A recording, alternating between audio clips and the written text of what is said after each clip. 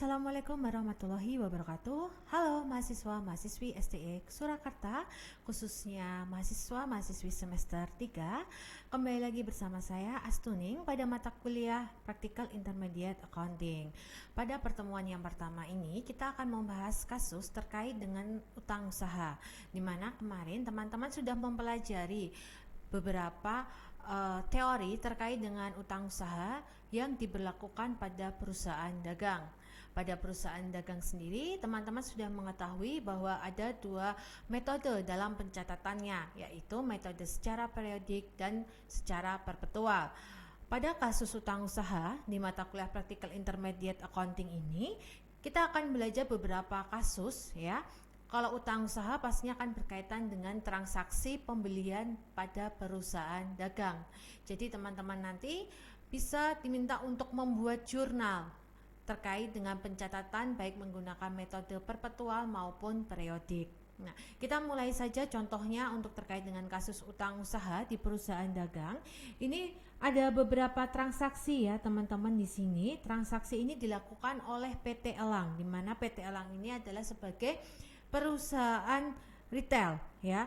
Transaksi ini dilakukan di bulan Juli 2023.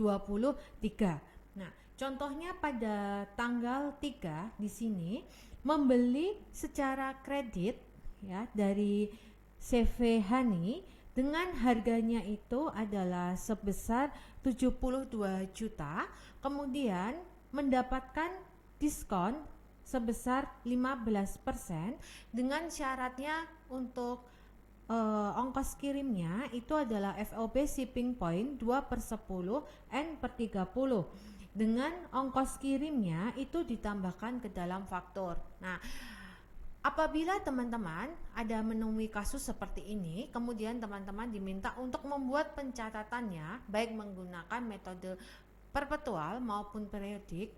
Ini saya contohkan untuk yang pencatatan periodik ya. Tadi sudah diketahui bahwa dia membeli sebesar 72 juta, kemudian mendapatkan diskon 15% ya. Berarti logikanya bahwa harga barangnya itu sudah bukan lagi 72 juta ya. Di sini teman-teman harus mengkalikan terlebih dahulu dengan diskon barangnya. Jadi 72 juta ini dikurangi ya, dalam kurung 72 juta dikalikan dengan diskonnya yaitu adalah 15% ya.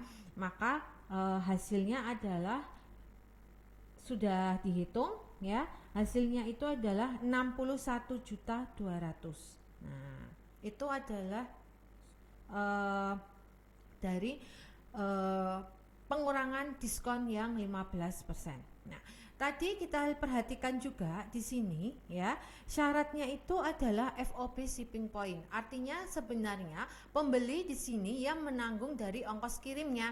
Namun dari pihak penjual itu kita menanggulangi terlebih dahulu ya, mentalangi lebih dahulu, membayarkan ongkos kirimnya lebih dulu. Berarti logikanya di sini bahwa si pembeli ini utangnya pasti bertambah ya, tidak lagi 61.200.000 ya kan. Nah, kita akan mencatatnya dengan menggunakan metode periodik ya. Kalau teman-teman membeli barang, jika dicatat dengan menggunakan metode periodik, itu kita akan membuat jurnalnya adalah akunnya adalah pembelian ya, sebesar 61.200.000 ya dari hasil pengurangan diskon barangnya tadi.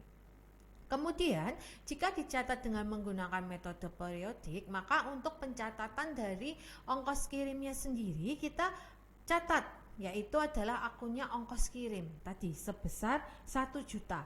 Maka utang usahanya dari si pembeli ini adalah 62.200.000. Itu untuk transaksi tanggal 3.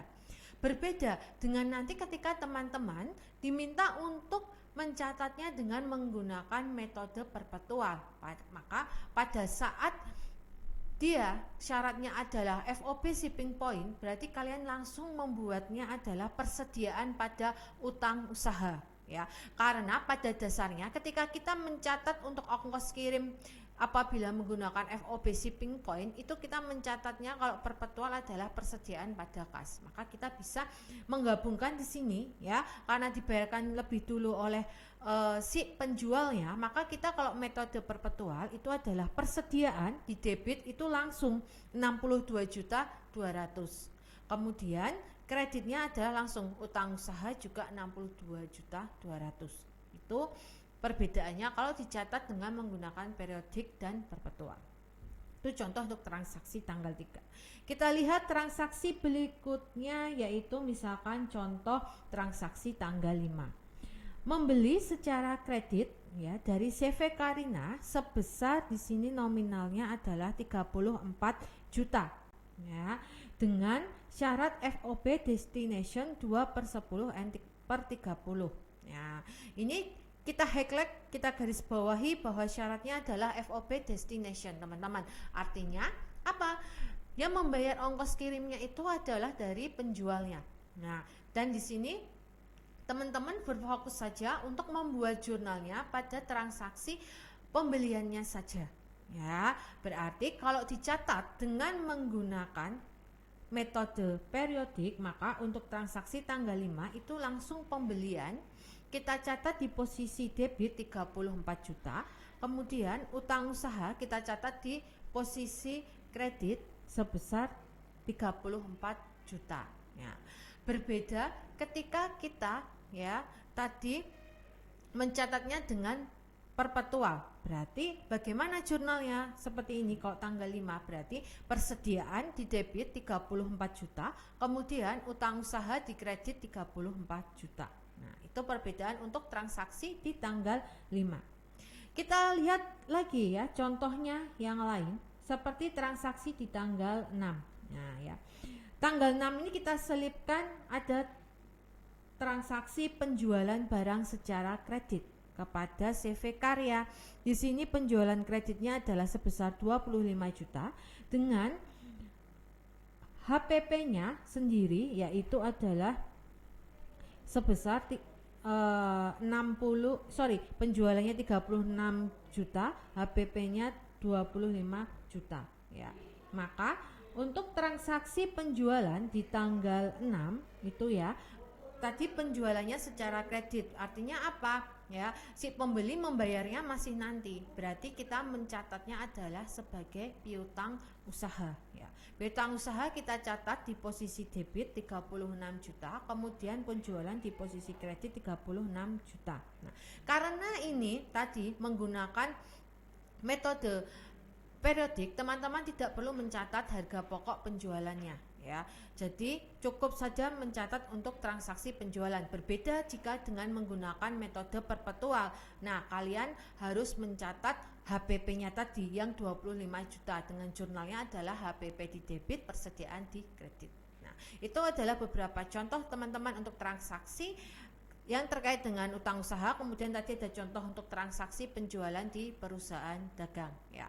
Nanti kita akan pelajari lebih mendalam lagi pada pertemuan di kelas dengan latihan-latihan soal yang berbeda ya. Terima kasih, selamat siang, wassalamualaikum warahmatullahi wabarakatuh.